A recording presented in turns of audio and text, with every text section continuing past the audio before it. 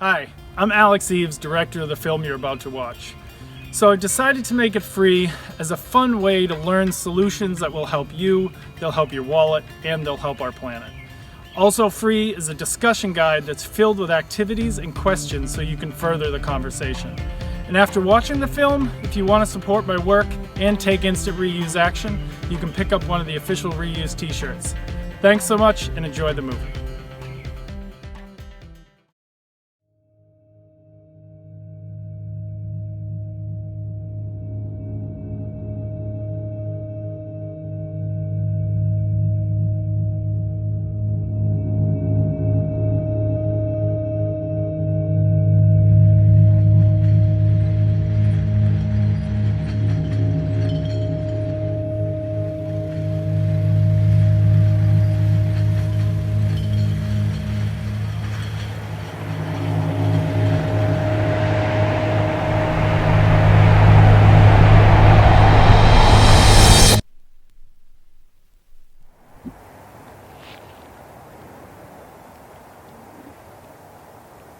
Reuse, because you can't recycle the planet.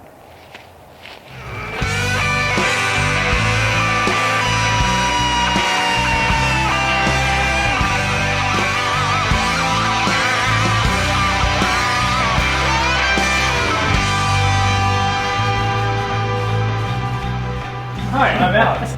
So I run a reuse apparel brand called Stay Vocal. So we rescue t-shirts, give them a second life. So half of the apparel comes from thrift stores or donations. And then the other half, the more important one, I work with merchandise companies that are destroying t-shirts. So they're shredding, burning, or whatever, shirts that have been never worn. So a company goes out of business, band breaks up. So I get those, and then depending on what the design on the shirt is, I work it. So if it's blank, that's easy. If it's got a design that I can sort of use, I just blend mine into it, or I can put a patch over it. The water drop represents, for every t-shirt, it takes 400 gallons of water just to grow the cotton for one shirt. So all of these have a custom number, so it shows how many gallons of water you've helped save by reusing a shirt as opposed to buying a new one. I love it. The customer favorite is just flipping the shirt inside out, because people wear it around, the tags on the back, and they're like, hey, your shirt's in, no, it's not inside out, I don't get it. And then it's a great conversation starter. So I got really into the reuse movement. The whole business is about reusing. All of our orders are printed on the back of scrap paper. Orders are shipped out in cereal boxes. I just do it every step of the way.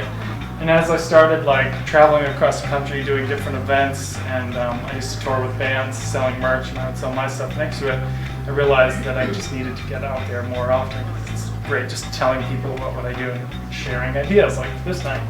So I just, over the course of the years, have just become really passionate about reuse. And while I love my brand, I just feel like spreading the word and sharing stories is so much more important.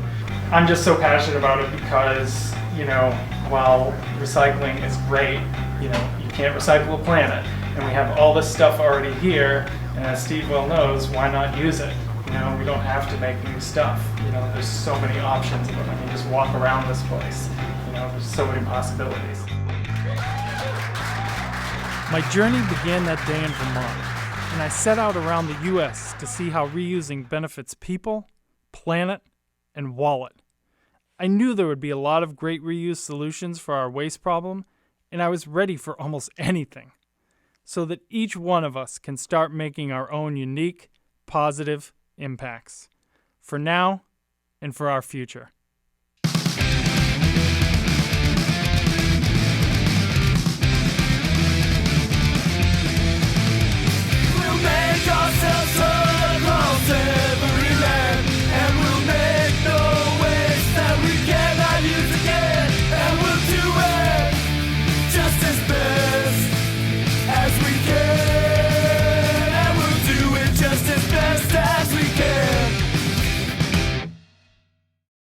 So the EPA has a waste management hierarchy, obviously, and it's reduce, reuse, recycle. Right. And most people just go right to the recycle, and we like to promote waste reduction through reuse. Right. So that's really what we like to promote and remind people it's a second R. And when we talk about reuse, we really use the broadest spectrum possible.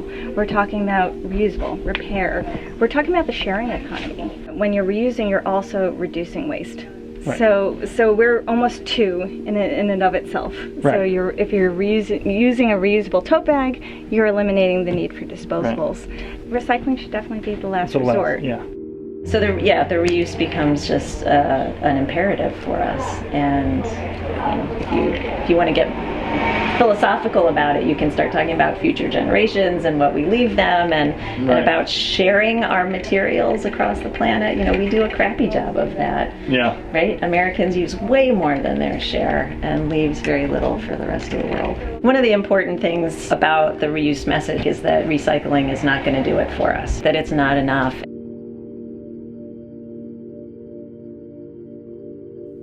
Plain and simple, the more new things we make, the more natural resources we take. And natural resources are something that we all have to consider. I mean, we can't live without them, especially water. That's why I was so excited to visit Richard in New Mexico, a master of reusing water. He's got giant rain collectors and a gray water system, reusing the water from his household appliances. But he takes his relationship with nature to an entirely different level. Well, yeah, that's, the whole idea of this is to make deals with nature, right? I have something that is a pollutant and a waste, and nature goes, no, we can use that, right? We're the only ones that haven't stopped listening to nature, and so we got to go back and go, okay, let's make a deal. Right. I have waste, you have want, let's, sort it out so we're all better for it. This is the first orchard that I know of that was permitted to use poop juice. So ready? Have a sniff. Yep, that's poop. Here we go on the road, that's all we have to know, 'cause we be steadily stomping at every show. Put your hands up, pull your mic out and tear off the roof till Conant turn the lights out. It's not just household bathrooms seeing the positive effect of water reuse, though.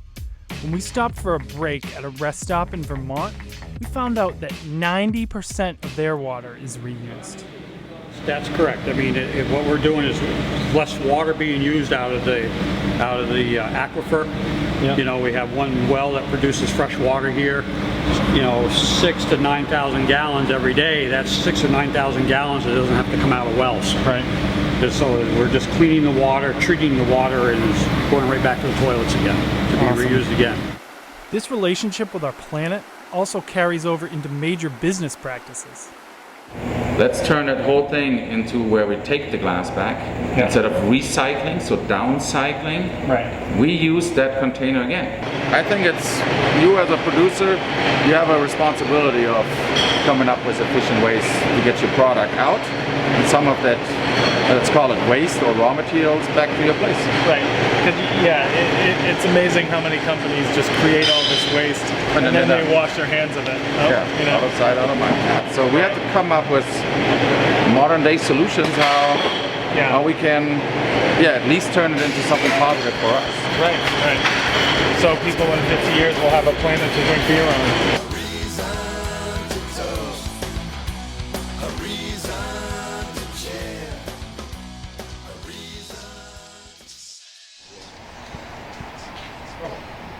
We see opportunity where other people see problems, right? And that's what we're all about.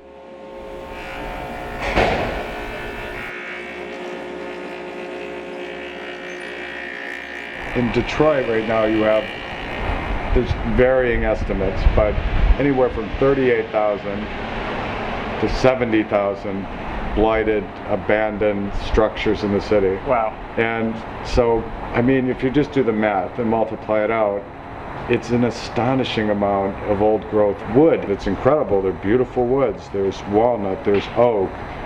We ran across something that, boy, they haven't sold on the market in who knows how many years, which is chestnut wood. You can actually smell it when you sand it, and we get these big things. So it's, it's a wonderful thing. to be able to reclaim that and put it back into the community. And we've got woodworkers and the whole art and design crowd fitting out restaurants, coffee shops, hubs in Detroit. There's a lot of incubator hubs where people work. So they pay a demo company $8,000, $10,000, $12,000, and we cost $18,000, let's say, for a typical structure. That extra $6,000, you know, it's hard. If you're really a hardcore businessman, of course you can't understand. You just say take it down as cheap as you can. Right. But if you look at the overall community impact, I mean, it's night and day what we're doing. Yeah. One thing, you're cracking all the splinters and taking this down, and there's dust going everywhere. With ours, it's a very orderly process. We're taking it down and we're recycling it back into the community. Yeah. Keeping it out of the landfill. Yep. Thousands and thousands, millions of tons of these materials, and bring it back into the community. Sounds like the city is realizing that, you know, you can always get more money, you can't get another planet. They're coming, exactly. They're coming around. Sometimes people don't get a choice of demo versus deconstruction. Our stop in Hattiesburg, Mississippi was just a few months after a massive tornado hit. Many structures were destroyed, and most people just sent the remnants to the landfill. But not Jody Mabary. It was an amazing thing to happen in 20 seconds. I mean, it was just a loud noise, you know, and then my front glass blew out on my screen door, or my front door, and then it was like just junk in my living room all of a sudden. And I just walked into the living room to see the front door blow open and windows breaking and stuff. So this was very direct. I mean, it made a straight line down the main street of this town. So, and it did a lot of damage. I mean, as you saw driving down the street, I got lucky. Some of them just got bulldozed over. It was a strange turn of events. And, but I love the fact that everybody is now interested in the garden. At first, you know, they were just like, I'm not sure about this. And now I see them slow down and look and watch the growth and stuff. So it's a wonderful thing for the community, and it's a rarity in the South as well. You know, going green in a red state. Right. I actually have no trees on my property, and so these all came from neighbors' trees and other things that were down. Oh, okay. So instead of just chipping them up, they got certainly cut up repurposed.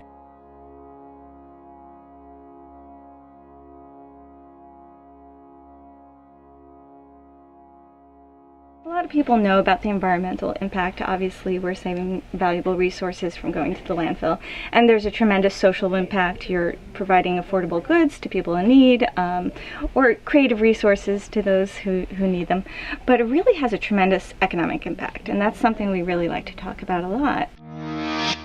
When you talk about the economic impact, the first question we all probably ask is, can reusing save me money? For me, I get a discount almost every time that I use a reusable bag or cup. As we traveled around the country, we saw money savings in all facets of life. And one of the most common was simply the savings when you buy used instead of new. Whether it's clothes at a thrift store, toys for your kids, or supplies for your business, used versions are almost always massively discounted. So the question comes up, why buy new?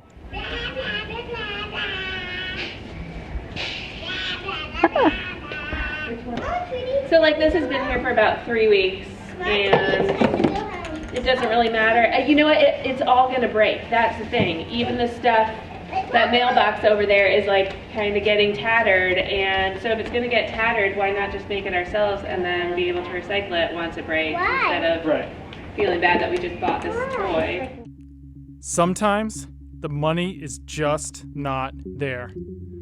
As we learned in Texas, this is a problem that many teachers face. But fortunately, San Antonio's Mary Cantu created Spare Parts, an organization that holds an annual free fair. Teachers have access to free donated materials and supplies that would have otherwise been recycled or thrown away. They're the ones who don't have the budgets for materials. They're the ones who have to spend their own money on things. The kids are able to do more because we have more without having to raise the budget, in other words. But I think I see their excitement about what they're doing has risen, and their creativity has risen, and their confidence has risen, I think, is what I've seen. And the savings are for everyone, customers, business owners, artists alike. When it comes to art, free reused materials are everywhere. When we stopped in Wyoming, we met Felicia, whose art from trash was not only saving her a lot of money, but helping expose our waste problem in the United States. I want people to kind of see that and experience it to some extent. To be like, wow, there's so much trash. But then, after looking at it a little bit, kind of get the idea that there's still beauty there. There's something more behind it all. The easier you can make it for people to reuse, the more likely they are to do it. So if you've got old plumbing in your house and an old faucet, and you're able to find the one little part you need to repair your faucet, then you don't have to rip out your bathroom and start fresh. Oh my gosh, community forklift is awesome. I just got a wonderful, beautiful, reclaimed, recycled wood floor that I just replaced in my home. And while I was out there, I also got, I had this old townhouse, and there was a little faucet thing that was broken, and I found 3 of them. The exact same, you know, for $5. You may be looking for just a part for your house, but other times, it's the whole house.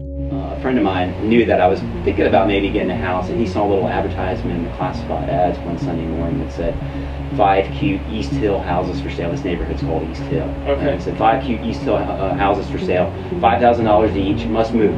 Wow. So I called right away, and $5,000. Yeah. Each, yeah. Now that's a house with, you know, no land and no foundation under it, and it sounds like a good deal. And it's a pretty good deal, but you've got to do a lot to get that to work. So, but at least you have a space over your head for.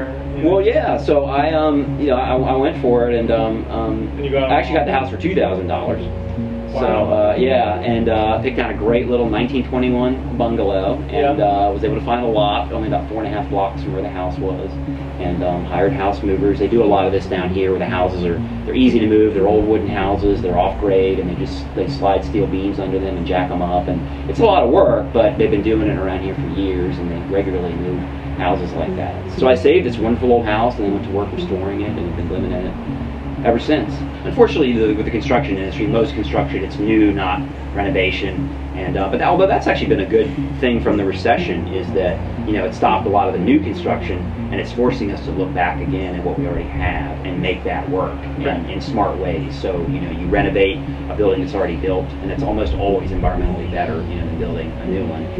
When you look at construction from development, most of the time you can generally save 50-50 labor to materials. So in the spaces where you already have the materials, you're saving a great deal of money, obviously. Yeah. So it's one, you know, you save money, but then you can never to build a room with copper walls. That's not you can't do that anymore. Saving money is something that almost all of us think about, and how we affect the planet might not even be considered. But as we learned in Idaho, reuse takes you there. All of a sudden, all of the pieces just made sense. Why don't you start a taxi cab company that runs on French fry oil, sourced from local restaurants, reduces emissions, gives free fuel to our drivers? It just made sense. Honestly, I think it's my mechanical engineering background at work. You know, efficiencies, sitting there and looking at things and being like, all right, how can I make this more financially feasible? Trying to figure out the most cost-effective route really led us into reusing recycling, which once you get the momentum rolling, it's a lot easier. I mean, one thing leads to another, and the next thing you know, you're using clotheslines instead of your dryer. When you're saving money, you'll be able to pass those savings on.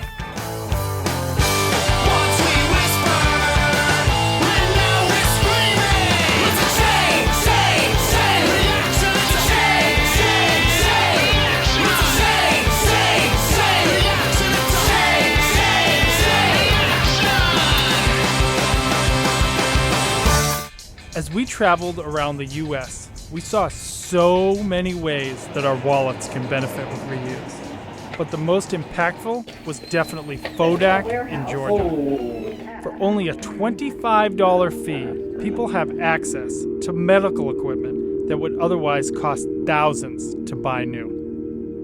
You know, I think we really have to, especially in this country, work on a paradigm shift. Right. Where people all of a sudden don't think about it as used stuff. Right. It's like taking care of the environment. It's doing things that are socially and environmentally and economically feasible. Never seen that. Yeah, the big fat tires for somebody to push on the beach.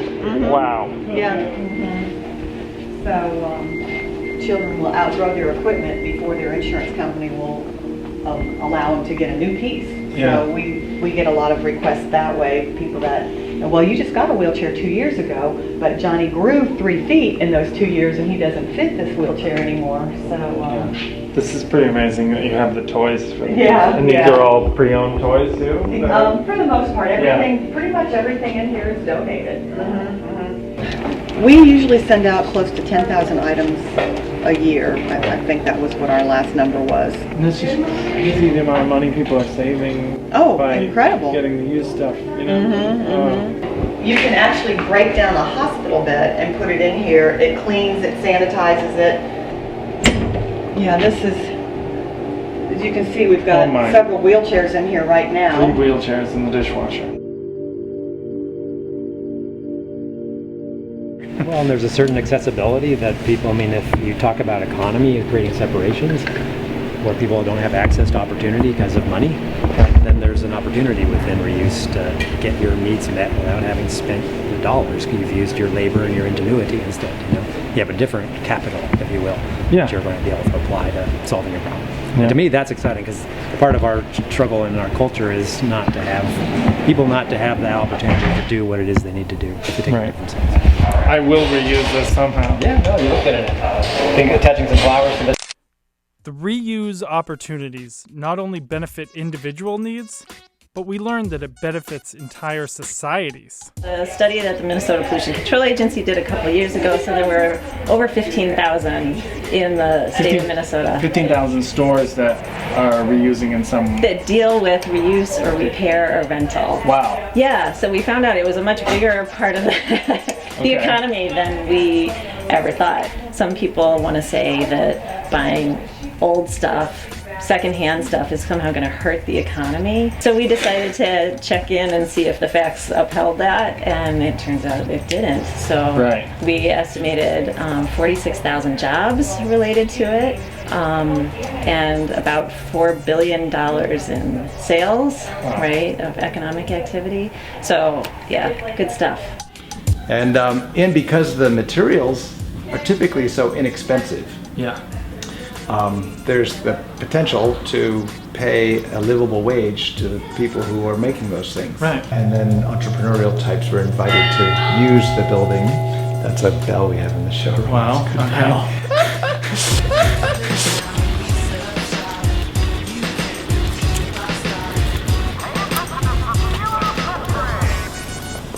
All right, where to next?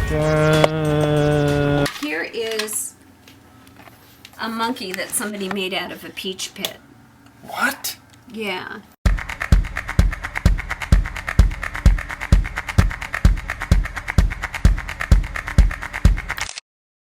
I mean, I really do feel like I'm in partnership with so many different people.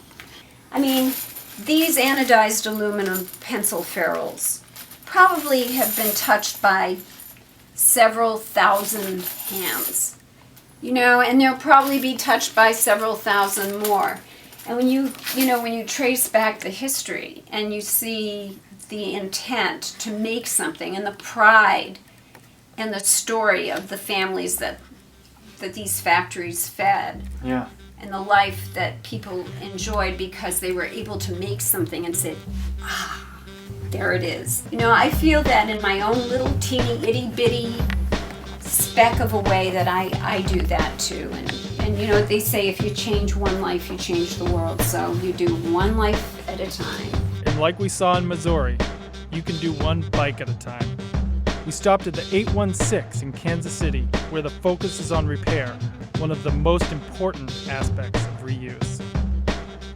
Like the bicycles are just this catalyst for people working together collectively, because like in our shop, like we draw a demographic that can like cross different socioeconomic lines.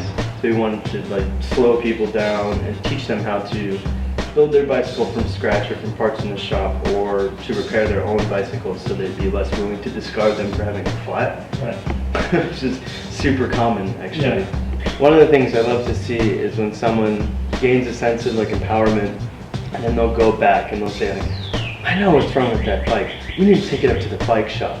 And then they'll essentially drag this other person up here and like kind of like crash explain like what we're doing here. Right. They'll throw their bike in the stand the wrong way and they're like, no, you're gonna put it in the other way. And like, yeah, I know. And they want to show off what they've learned, and it's like, it's really awesome. Like all of the rewarding elements of the bike shop come from the interactions we have with people. This amazing sense of community was something that we saw all over. And with the internet, organizations like Cuttlefish in Washington, D.C. are able to build idea-sharing communities throughout the entire world. When you take something old apart, it inspires you, it informs you, it educates you on how things were made, how things should be made or could be made.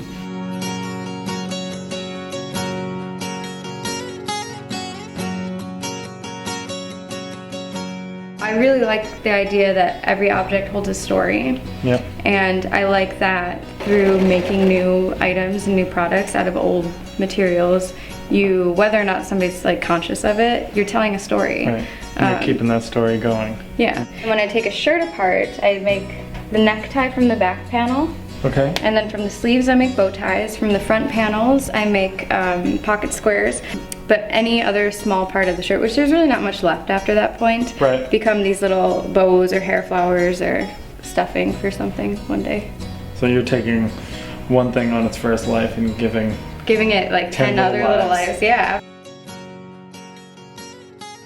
Why would I encourage more mass production? Why would I encourage more waste when when there are already so many things in existence that aren't being used? It's becoming, more and more obvious everywhere I go, like there's no shortage of stuff that we could reuse, you know, like you just have to be a little creative. Yeah, what to do with it. Which you obviously are. Like I get magazines for some reason. I get Parent Magazine, which I've never subscribed to, so I put it to good use. Oh, okay. They accidentally send it to you? I have no idea. It seemed like creativity inspired everyone that we met. We couldn't believe the amazing solutions that Tracy in Louisiana found for normally discarded Super Bowl banners. Love this because it's got stuff. So, you get something like this, and you're walking around the street and be like, sup? Right. So, it's just... Those must be ridiculously comfortable, like baggy and mesh.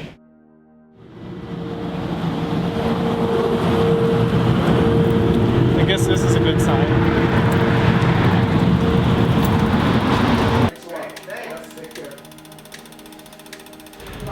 We can do anything.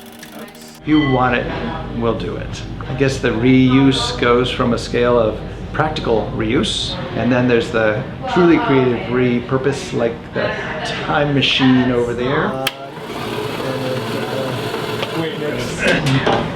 You put these on, you shut your eyes, and you basically go back in time.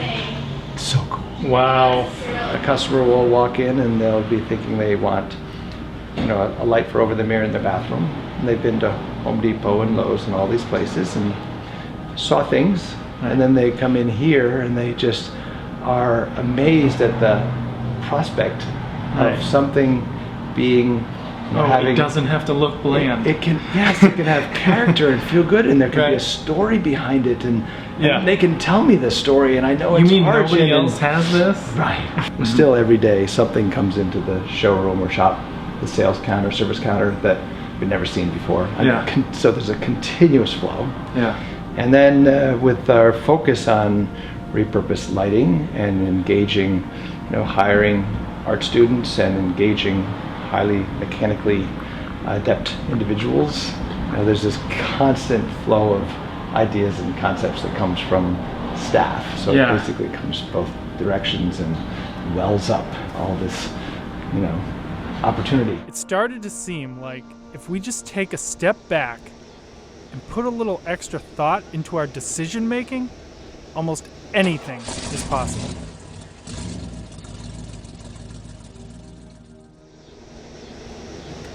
That's one thing we ask our students almost always when we see a new group is if you could have a garden anywhere, where would you have it? A lot of them, I think, because they see the truck, start thinking about things around their house. Like, oh, we have an old bathtub, or we have an old toilet, or we have an old, what do you call it, red wagon. Right. Just a wagon, thank you.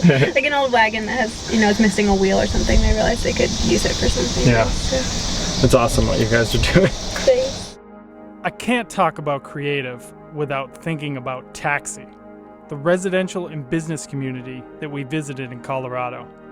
So I am going to go across this awesome bridge, otherwise known as a truck bed. Check it out. Yeah, I think that outside of being environmentally conscious, there's also like this unique challenge to repurpose materials. Yeah. It's a fun challenge. We can try popping in here. So this is the outdoor cinema. We have a couple of people that we source materials from, and they can show up and say, we have a bunch of this, can you use it? Right.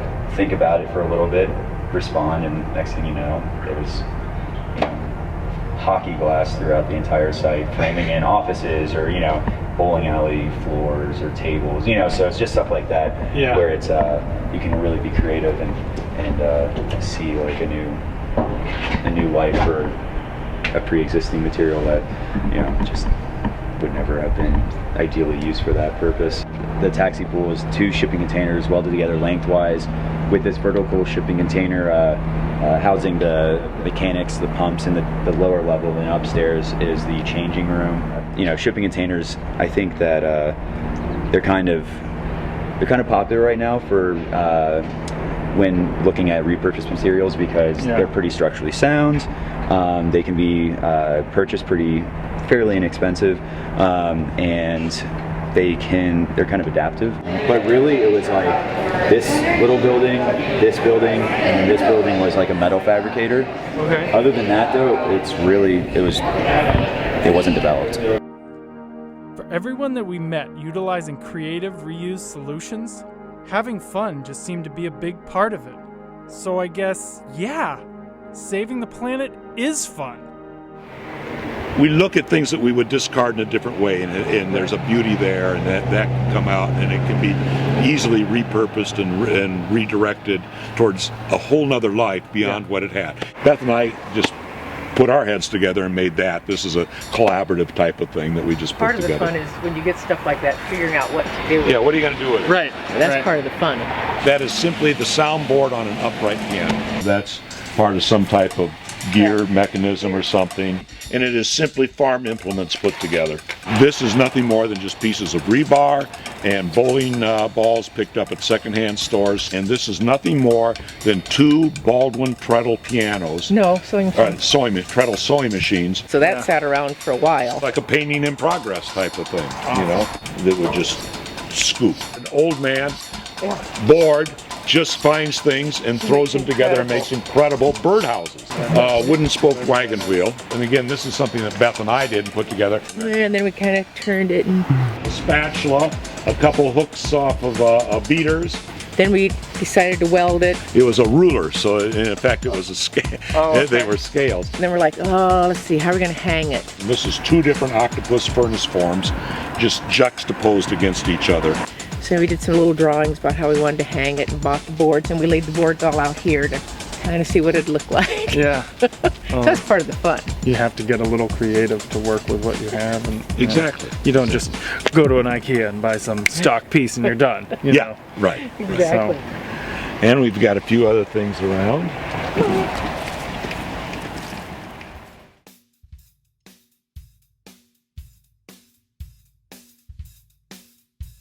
It was a lot more fun than doing it from scratch because you have these unique materials. Now you have to find a way to make it work. It's like a puzzle. Yeah, it is a puzzle. Yeah. Yeah. So it's like, okay, I am given this old bank vault and all these things. Now, how do I make this amazing restaurant? That's what we did. So it's like you were here.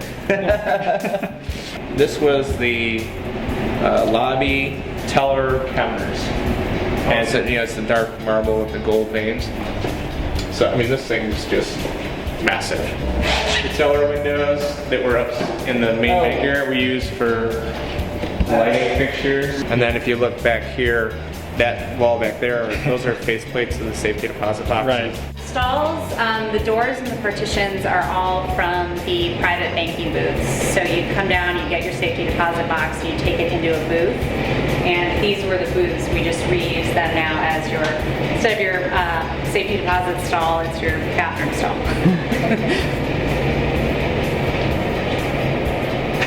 You are in the women's bathroom. Okay, so we saw a bank turned into a restaurant. But what if you had a structure like a whole bunch of monstrous cement grain silos? Well, we went to Buffalo to find out. Now, this will be really fun to do. We just want to build a climbing gym. It'll be tall. It'll be really tall. It'll be the tallest in the world. Okay, cool, that's cool. And then we started finding out that it was actually a big deal that we're doing this in the area. We're doing this for the area. If someone said, here's $2 million to build a climbing gym, it would be boring, it would be sterile, and it wouldn't have any character. Right. Granted, a lot of people would be happy because it would be cleaner and it would be shinier and there might be running water in it. Yeah. But, the people that matter, the people that are really, into this kind of thing, are perfectly content knowing they're coming to a grain elevator to climb in, and then maybe it won't be 72 degrees inside in the winter. Maybe it'll be 60 degrees, you know, and maybe it's going to be a little dirty on the outside, and maybe that you're going to have to walk across gravel parking lot. But every time that they come, every dollar that they spend is supporting the whole reuse cause. Oh yeah, and just keeping things alive and. And people get it, and that's the humbling part, that people actually support it and get it. Quite honestly, this facility is multiple million cubic feet, and we're only touching a small fragmented percentage. The whole thing will probably be between 8,000 and 10,000 square feet of floor space. Our goal is really to just kind of be the tip of the iceberg, just bring something fun and easy down here and get people exploring and kind of open up people's minds to new possible things they could do, or have someone come down. Maybe someone will come down and say, oh, there's a rock climbing gym down the river, and there's you can kayak and you can do all sorts of fun stuff. It's right there, right in the middle of the city, in this old industrial wasteland. You can do all this fun outdoor stuff. And that will just beget more and more creative thinking and better ideas. So this literally tip of the iceberg. 10 years from now, who knows what will be here. That guarantee it won't fall down or be torn down. The fun people have can certainly carry over to others. When we went to New Jersey, we heard just how reuse can touch people in need. So basically, not only are we sharing the joy with someone else and keeping the beautiful part of an event that's over from landing in the landfill, the next day when we or some of our staff deliver this stuff to the recipients, the love and the joy and the happiness that we're spreading, it almost makes us feel like we're the rock stars. Right. We really just want to be helping them, and they're looking at us like we did the most amazing thing. And that really is a thrill, a very big thrill that we both get from what we do. Because I think when you overwhelm people with a message, they get turned off by it. But if you do things like recycling and reusing, repurposing, if you do them in a cool way or in a trendy way or like a way that actually interests people, it's like, it can be a really powerful thing, I think. And those people Ashley's talking about, it's not just about all of us. It's about the kids. And then the bathtub, we're turning into a couch.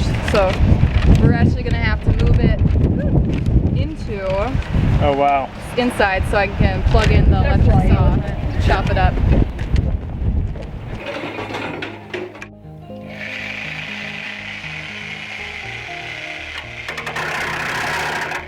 I'm not going through that. So we saw kids learning to repurpose in school, and we also saw kids learning in a repurposed school bus.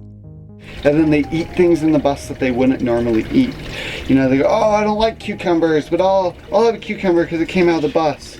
And they're like, oh, cucumbers are great, you know? And so then we talk to them about eating food that comes from the ground. So the fact that everything we do affects the planet around us, and how can these kids have a more positive effect on it? They all leave with a plant to take home and plant, so they're growing something, they're having that experience. I was actually an environmental science major in college, and that always concerned me. It was something I was always passionate about. But it was not until after I had my children that it really intensified. Yeah. Like, what am I doing now that's going to impact their future generations? And, you know, I waited around for a little while for somebody else to make a difference so that I could, like, join their movement. Okay. And meanwhile, I'm trying to dress these kids, right, in some cool clothes. How can I get rid of this? So I started sewing my own clothes using scrap materials that they had already outgrown, and it grew from there. I mean, my goal in college was to teach, and Trash Into Tees has allowed me to do that on like every level. Like, I get to talk to people about creative reuse and why it's so important, and I get to do it even with the boys on their level, and I'm passing that along to them. Like, they're growing up in a life in a house where this is something that's done every day. I have a James Bond fox, and so my hope for Trash Into Tees is that I'm enabling people to have those conversations. I'm enabling people to have those conversations with their kids now. And I also design kits so that, That's those kids you're inspiring. Those are the kids. You make those? Yeah. What are they? Wristbands. Yeah. It's not a squirrel tail. I know. In addition to all of the people that we met a lot of animals. Mostly animals adopted from shelters. You could even say that they are a form of reuse, since you are giving a living being a second chance. Unfortunately though, there are many stray cats and dogs that can't be adopted. But, as we learned in West Virginia, reuse can help them too. Shelters made from repurposed materials. They save resources, they save money, and they save lives. And we found that a lot of the business owners don't get terribly angry at them anymore. Sometimes they're like, oh, we're going to kill them, we're going to kill them. We say, well, how about this for a solution? Let us provide the house, let us provide the food, let us make it so they can't create any more kitties. Yeah. And then is it okay? And a lot of them are okay with that. Right. And so it makes it better.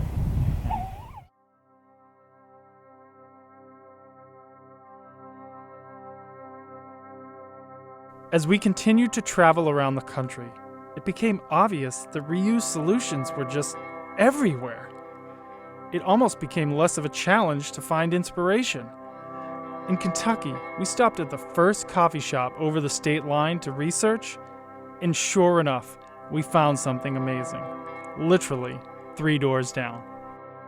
It was the first talking picture theater in all of the Ohio Valley. So that's its historic significance. But by the 70s, you know, it had, to some, outlived its usefulness. To others, it was a beautiful building that needed to be saved. Yeah. So we took an old rundown movie theater and we converted it into a performing arts center. And remember that school bus that we stopped at in Utah? So we just showed up here in Salt Lake to film this bus project, which is a greenhouse, but it turns out that they're doing a whole lot more, as you can see by all of these shipping containers that are in the middle of the street here.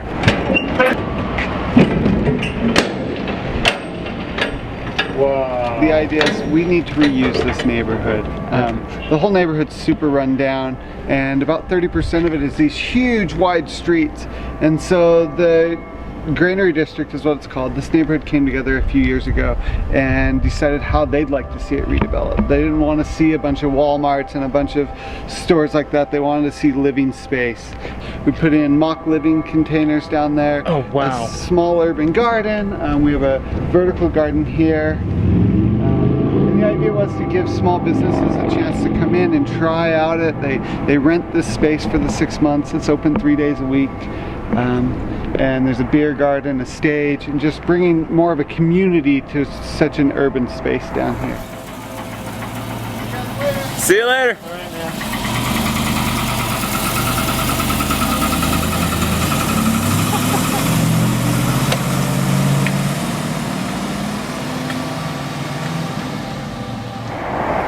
All right, back on the road. I got Peter, my new videographer. Just stopped at a rest area. Pretty awesome looking rest area. The beautiful Donner Pass. Yep. I'm feeling a little hungry. Okay, so we just got to Reno, Nevada, and the guy at the used tire exchange we had set up had an emergency he had to run out to. Tires. So we came down the street to this coffee shop. Turns out the coffee shop is in an old fire station with a salon and studio apartments. Pretty rad. So my big question is where and what happened to the fire pole? Is that still up? The fire pole is still in the salon. Oh, okay. Yeah, do they use it? No, they closed off the sliding down part. Oh, okay. Yeah. But it's fun. Who knows? They might pole dance on it. I don't know. We stopped at a lot of coffee shops along the way. It's certainly how we stayed awake for our long travels. Like when we were in 4 states in one day. I drink a lot of coffee in general, and of course I bring my reusable cups, but the reuse solutions involving coffee just go further than that. It seemed like coffee and reuse just go hand in hand. So here we are with the whole family behind Molly's Rude Awakening. Hi, Molly. Maya. Andrea. Pam. And Maddie. Rad. This mushroom made out of an old wooden bowl. It's her hummingbird feeder made out of an old pop bottle. We have like this booth that turned into a birdhouse. And this lovely hat is made out of a 30-pack. This piece is from an old general store. It's a large table in front of these theater chairs that came out of a Baptist church. Awesome. Yeah, all of our equipment here in the kitchen is reused. Nothing in it is new. Awesome. But the food. But the food, yes, okay. yes, food's new. Right. It wasn't just coffee shops involved with reuse, but roasters as well. Our trip to Washington led us to Bainbridge Island, where Grounds for Change found reuse solutions for their chaff, the coffee bean cast-offs that are often incinerated.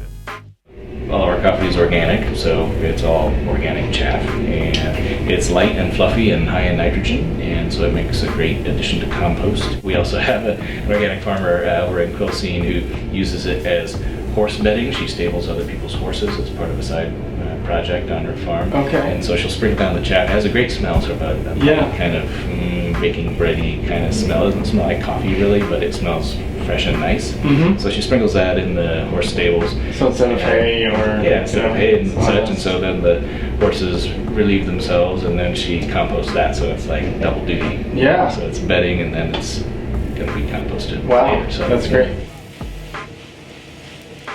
So this is pretty awesome. We're on our way to Restore to do the restoration art auction, and I just happened to stumble across this amazing coffee shop that has a whole bunch of pallet frames for their artwork, and the tables just happen to be former pallets too. And then they have reclaimed lumber for the chairs, pretty unique tree lamp over there. So it's just amazing that I keep stumbling across these awesome places around the US. So now I'm gonna get some coffee, and I'm stoked. While we were drinking a lot of coffee and had jam-packed schedules, there were definitely times that we slept on the road. But of course, we found some amazing reuse solutions there too. So we have stayed at a lot of places in all the 48 states, but that is probably the coolest. My friends Mike and Liz run this place. It's called Mr. Smalls. It's my old stomping grounds, Pittsburgh, Pennsylvania. Church, rectory, schoolhouse turned into a concert venue, artist spaces, apartments. They even took the old skate park and turned that into an outdoor bar. It's amazing. This bar is the newest extension of Mr. Small's Funhouse. This is actually going to be called the Funhouse, and it's going to be a full-service restaurant. And this is something that actually was never in our grand scheme until we had to shut down our skate park a couple years ago. We tore down the park and we had all this wood, and we were like, what are we going to do with this wood? Yeah. And so Mike was like, okay, I'll build a deck, and he built this part of the deck, and then I went off on tour with my band and came back, and he had tripled the size of it and to build that part and the upper deck as well. And so I would say about 85% of this whole deck area is recycled skate park. You can see right over here, these are like some of the transitions that were from the ramps. Yeah, I definitely skated that at some point. You definitely skated that at some point. Yeah. Yeah. Pretty awesome. Skated on it. Skated on it. Skated on it.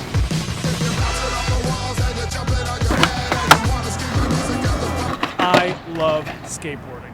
It's been a passion of mine since I was a kid. But as reuse became a bigger part of my life, the two started to conflict.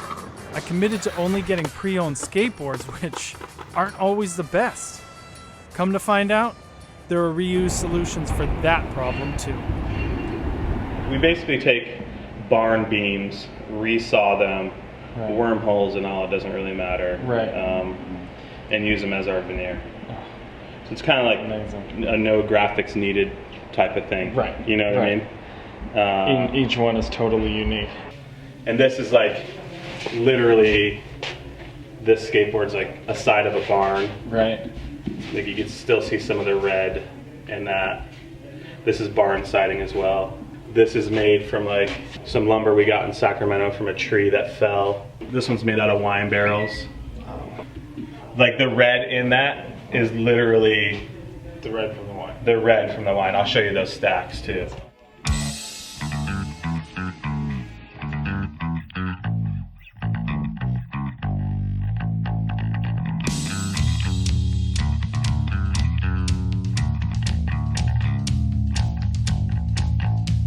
Wanna take this ride so I can confide in the long walk home.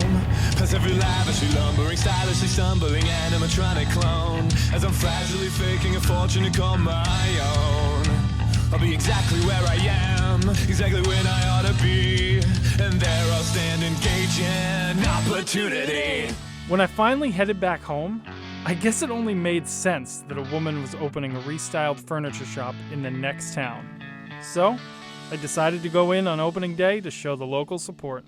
I'm using VOC-free, non-toxic paint to restyle and transform once discarded pieces of furniture and making them into works of art. I get to express my creativity, but at the same time save families thousands or tens of thousands of dollars by just restyling and transforming a piece that they might have already owned or something that they picked up at a thrift store. So I think one of the things that I'm most proud of in my business and with the Attic Fanatic is that we're keeping things in the family and out of the landfill.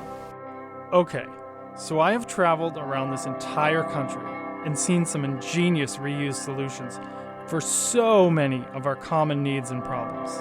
Endless things are being kept out of the landfill, and the amount of resources being saved by not manufacturing new or, you know, recycling is just massive. The benefits for people, planet, and wallet are obvious.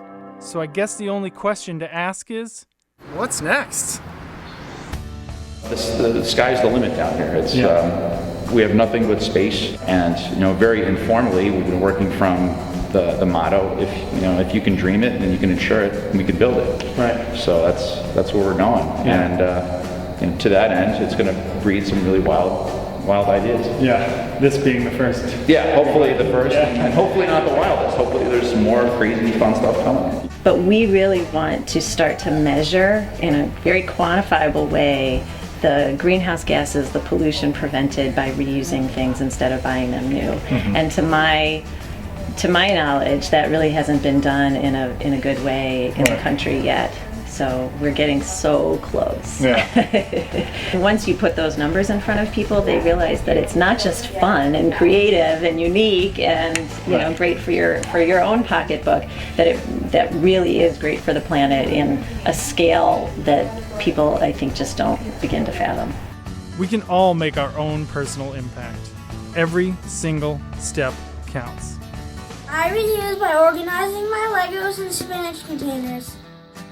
My friend and I got the idea to make paper flowers from old magazines. We made a whole bouquet of them. This is how I reuse.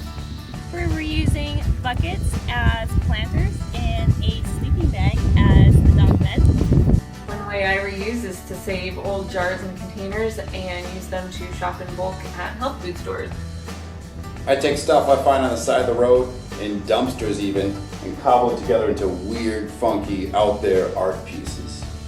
I reuse coffee grounds to fertilize my tomato plants.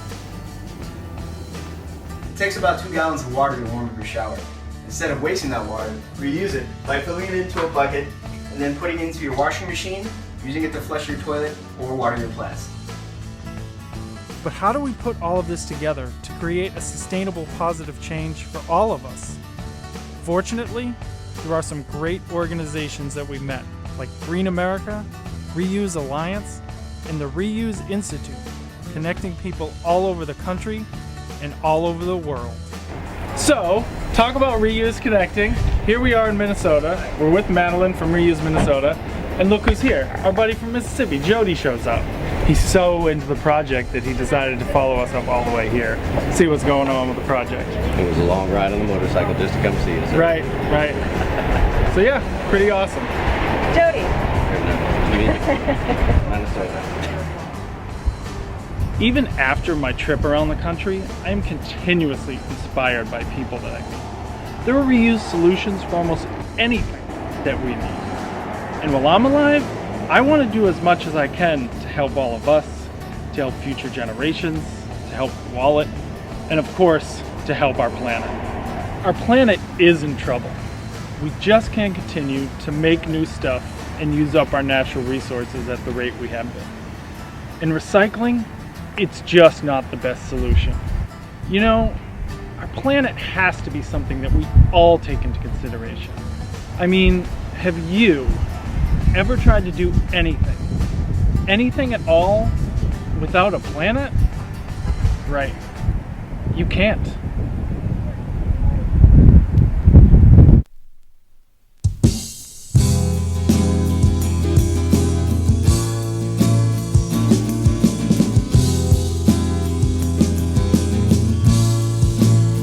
How much footage I'm gonna have?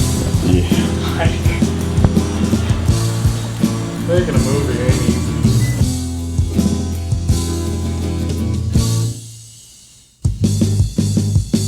It's good to be alive in the peaceful revolution. An honor to observe the beautiful solution. I tip my hat to we the people in order to form a more perfect world. This shall come to pass. The beginning of the end of the ignorance that once could sin. The tyrant to power, his days done in the worldwide revolution. Yeah, peaceful revolution. I'm Alex, I'm bad at talking, and I'm making a documentary. Come watch me be awkward on film. Yeah, seriously, actually, that would probably be interesting to people. There's one more step, okay? You've got the knot, you've got the bow, now it's all about adjustment. Yeah. But yeah, he's the one that had the dream, and I'm kind of like his support bra. If you know what I'm saying? I support him. I'm there for him. I'm never very I have a whole far. new image of you now. Yeah, I'm the support bra, but you know, the woman. This is being videotaped, by the way. That's okay. All right, yeah, dude. Some of Kansas City's finest original music coming to you live from the left. Yeah, we just met last Sunday. Pretty much. It's like, hi, nice to meet you. Ready to go on the road for 2 weeks? Okay. All right. Hey, buddy. Let's spend a lot of time in the car together. Blooper reel? Blooper reel. I'm sorry, I was hearing the Minnesota accent, I guess. A blooper reel? The blooper reel. What's The blooper reel. Wait, what the hell's a blooper reel? This thing we're making right now. I think it's fun. We rescue t-shirts. You guys tell us what you did to your wrist first. Everybody wants to know. Okay, so you ever riding a bike that has 2 wheels and then one falls off? I kept riding. It was my front one. I did a knuckle grind. Right. stuff like that. And the farm has buffalo. I was literally just about to ask you, we heard there's buffalo. Is that true? Yeah, at the other end of this, there's buffalo. So you got herd of what, probably about 20? Some people in their classes lick the paintbrushes. No, I'm not that into it. Wait, what? Yeah. Some of the teachers, because there's retailers nationwide. Wait, why do they do that? To prove that it's all green, I guess. Oh, okay. Like eating Play-Doh? Yeah, like it's food grade or something. Okay. I don't know. I mean, I'm not that hardcore about it.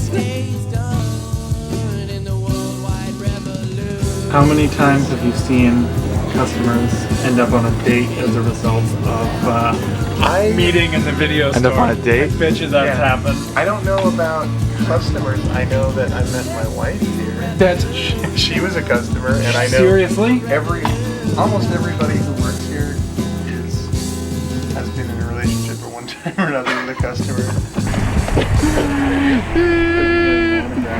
Reuse this.